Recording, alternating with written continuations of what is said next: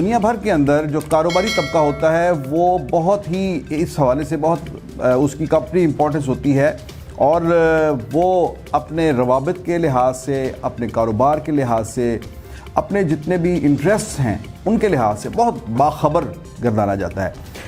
हम अपनी जो रोज़मर्रा की जो हमारी एक लाइफ है, एक न्यूज़मैन के तौर पर हम भी अक्सर ये देखते हैं कि बहुत बड़ी बड़ी ख़बरें जो ब्रेकिंग न्यूज़ जो होती हैं वो हमें कारोबारी हलकों से मिलती हैं। वहाँ पर लोग जो होते हैं वो बड़े बाखबर लोग बैठे होते हैं। क्यों? उसकी बुनियादी वजह यह है कि उनके अरबों रुपए के, खरबों रुपए के स्टेक्स होते हैं और वो उनका सरमाया जिस तरह से वो ट्रैवल कर रहा होता है, इधर से उधर चल रहा होता है, वो उस हवाले से ये उनकी ज़रूरत होती है कि वो बाखबर रहें।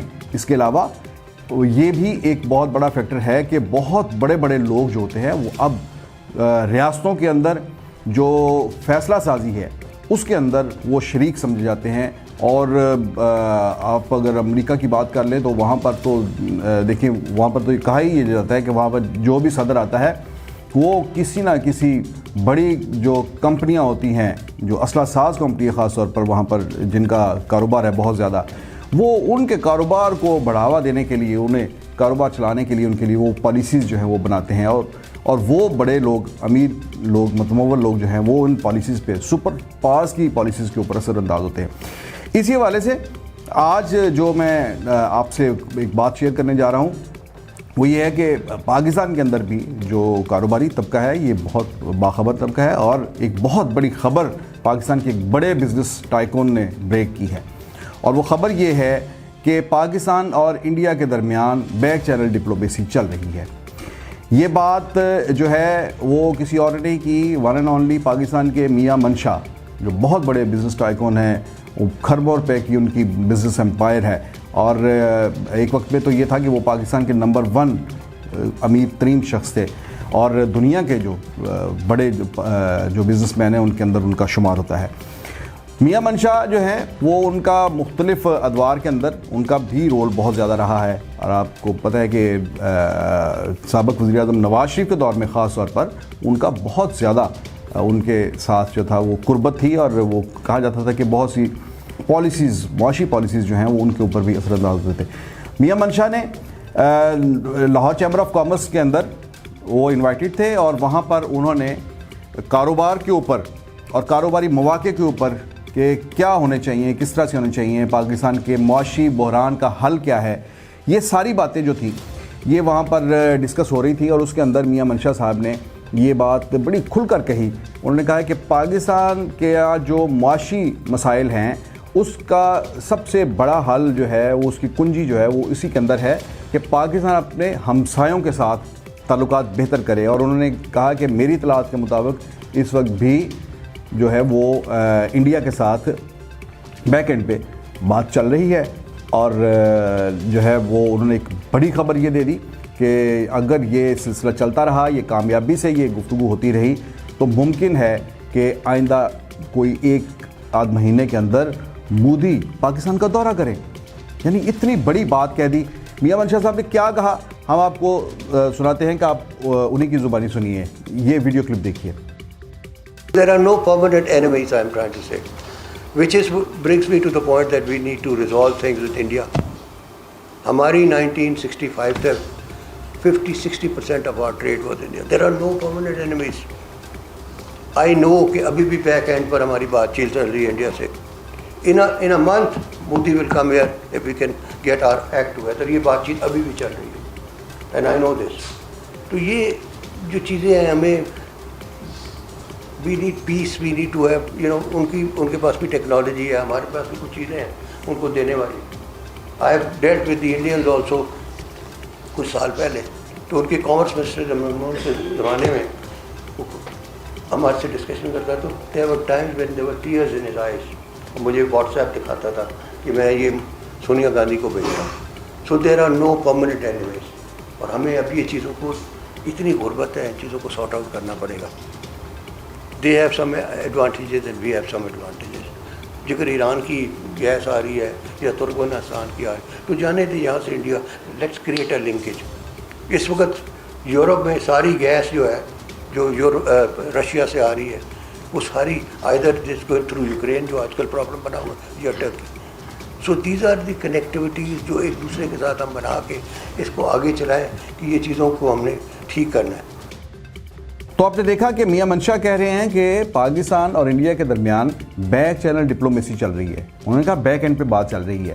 ये बैक चैनल डिप्लोमेसी जो है ये पाकिस्तान और इंडिया के ताल्लुकात के दरमियान जो एक हिस्ट्री है इसमें मुख्तलिफ अदवार के अंदर ये बैक चैनल डिप्लोमेसी चलती रही। परवेज़ मुशर्रफ दौर में बहुत ही तेज़ थी, ज़िया दौर में भी बहुत ज़्यादा एक्टिव रही, और जो पाकिस्तान के ख़ास तौर पर जो डेमोक्रेटिक जो थे अदवार थे उनके अंदर ये उस तरह से एक्टिव नहीं रही।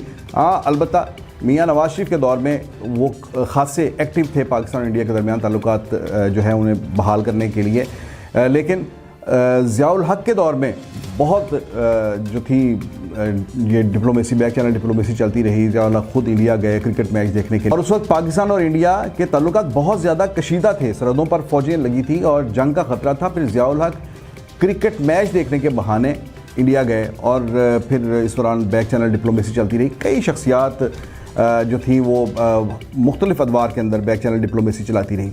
तो ये एक बड़ा मौसर और इफ़ेक्टिव होता है ये किसी भी दो मुल्कों के दरमियान जिनमें कोई दुश्मनी हो या कशीदगी हो उनके दरमियान ताल्लुकात को ठीक करने का। तो मियां मंशा ये कहते हैं कि ये पाकिस्तान के मसाइल का, पाकिस्तान के मुआशी मसाइल का सबसे बड़ा हल ही ये है।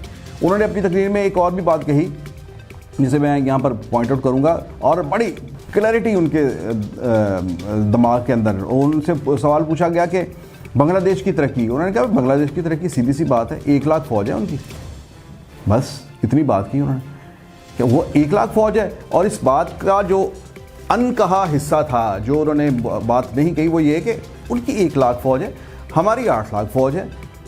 देखिए ना, उन्होंने अपनी पॉपुलेशन जो है वो जब बांग्लादेश बना तो वो पाकिस्तान से, मगरबी पाकिस्तान से पॉपुलेशन ज़्यादा थी। आज उन्होंने अपनी पॉपुलेशन कंट्रोल करके कम कर ली है, और उनकी फ़ौज जो थी उन्होंने अपने बॉर्डर डिस्प्यूट कोई नहीं रखे, और जिसकी वजह से वो जो है उनका दिफा के ऊपर उतना पैसा नहीं खर्च होता और दोनों मुल्कों के दरमियान ट्रेड होती है। देखें, ये बात बहुत ही इम्पॉर्टेंट है और बुनियादी नौइयत की है किसी भी मुल्क को उसके पांव पर खड़ा करने के लिए और उसकी मईशत को तरक्की देने के लिए। ट्रेड जो है, ट्रेड से बड़ा कोई नहीं है, रास्ता नहीं है मईशत को बहाल करने का। आज भी हमारी हुकूमत जो है, जो वो सबसे ज़्यादा जोर लगा रही है वो ये है कि हमारी एक्सपोर्ट्स बढ़ जाएँ। हमारा ट्रेड डेफिसिट जो है, वो बढ़ता हुआ ट्रेड डेफिसिट जो है वो पाकिस्तान की मईशत के लिए ख़तरा बना हुआ है। तो सारी हर हुकूमत का यही ज़ोर होता है कि ट्रेड डेफिसिट को कम से कम किया जाए ताकि ये मईशत जो है ये फले फूले। अच्छा, एक और बात जो है वो पाकिस्तान और इंडिया के दरमियान जो ताल्लुकात के हवाले से या ट्रेड के हवाले से जो बात कही जाती है वो ये है कि ये तो फिर यहाँ की मार्केट ग्रैब कर जाएगा, इंडिया ग्रैब कर जाएगा कि वो सारे के सारे। बात सिर्फ ये नहीं है कि इंडिया का ही माल जो है वो यहाँ पर बिकेगा। आप ये देखें कि जब ये रीजन जो है ये पीसफुल होगा, अगर ये रीजन पीसफुल होता है तो ये तकरीबन 1.5 अरब इंसानों की एक मार्केट है, जो बहुत सी दुनिया की ऐसी जो कंपनियां हैं, सरमायादार हैं, जो यहाँ पर इसलिए इन्वेस्टमेंट नहीं कर रहे कि ये पाकिस्तान और इंडिया के दरमियान ताल्लुकात कशीदा हैं, इसलिए यहाँ पर इन्वेस्टमेंट नहीं आ रही। जब आप यहाँ पर अमन ले आएँ, जो हमारे इस वक्त प्राइम मिनिस्टर जो हैं इमरान खान, उनका भी ये पॉलिसी है कि पाकिस्तान इंडिया के दरमियान ताल्लुकात अच्छे होने चाहिए। लेकिन बदकिस्मती की बात है कि उसके अंदर एक कश्मीर का एक इशू ऐसा आ जाता है जहाँ पर इंडिया की तरफ से भी एक बहुत हार्ड लाइन ली जाती है और वो एक रुकावट बन जाता है। अगर इंडिया भी अपनी ताल्लुकात को, अपनी जो पॉलिसी है उसके अंदर नरमी लाए और अगर ये ताल्लुकात ठीक हो जाए तो ये ऐसे नहीं है कि ये 22 करोड़ अवाम का मुल्क है और वो 1.25 अरब लोगों का जो है वो एक मुल्क है, बल्कि ये फिर मिलकर एक तकरीबन 1.5 अरब इंसानों की एक मार्केट बनती है जिसकी तरफ पूरी दुनिया का जो है वो बिज़नेस जो है वो यहाँ पर उसका रुझान होगा और यहाँ पर नए कारोबार के मौके खड़े होंगे। यहाँ पर एक ऐसी रेलपेल आएगी बिज़नेस की, कारोबार की, रुपए पैसे की, जो सही मानों में जो ये इकोनॉमिस्ट जो हैं जितने भी हैं और सरमायादार भी जो है ये कहते हैं कि ये इलाकाई जो अमन है ये यहाँ के लोगों की, न सिर्फ पाकिस्तान के बल्कि इंडिया के पूरे रीजन के 1.5 से 2 अरब लोगों की जो उनकी मईशत है, उनकी ज़िंदगी है, उनके लिए बहुत ही बुनियादी अहमियत का अमल है, बहुत ही ज़रूरी है यहाँ पर अमन। तो कुछ बैद नहीं है, अगर यूएई अगर इसराइल के साथ ताल्लुकात बेहतर कर सकता है, अगर तुर्की अपने ताल्लुकात इसराइल के साथ बेहतर कर सकता है, अगर दूसरे अरब ममालिक जो हैं कतर बहरीन जो हैं वो इसराइल के साथ ताल्लुकात बेहतर कर सकते हैं, सऊदी अरब के ताल्लुकात बेहतर हो रहे हैं, तो मियां मंशा ने बिल्कुल ठीक कहा कि कभी भी मुल्कों के अंदर जो है कभी भी एक जो दुश्मन जो है वो कभी परमानेंट दुश्मन कोई नहीं होता। परमानेंट आपका दोस्त अगर कोई नहीं होता तो परमानेंट दुश्मन भी कोई नहीं होता। ये मफादात का खेल है और इसमें मुल्कों को और उनकी लीडरशिप को ये सामने रखते हुए फैसले करने चाहिए कि हमें अपने अवाम की खुशहाली के लिए, बेहतरी के लिए किस तरफ जाना चाहिए। तो ये एक ब्रेकिंग न्यूज़ है, मैं समझता हूँ। YouTube पर Googly TV देखने के लिए youtube.com की सर्च बार में Googly TV टाइप करें। Googly TV के पेज पर सुर्ख रंग के सब्सक्रिप्शन वाले बटन पर क्लिक करना ना भूलिए। YouTube पर अपलोड होने वाली वीडियो से बाखबर रहने के लिए बेल आइकॉन पर क्लिक कीजिए। आपको हर नई आने वाली वीडियो के बारे में नोटिफिकेशन मौसूल हो जाएगा।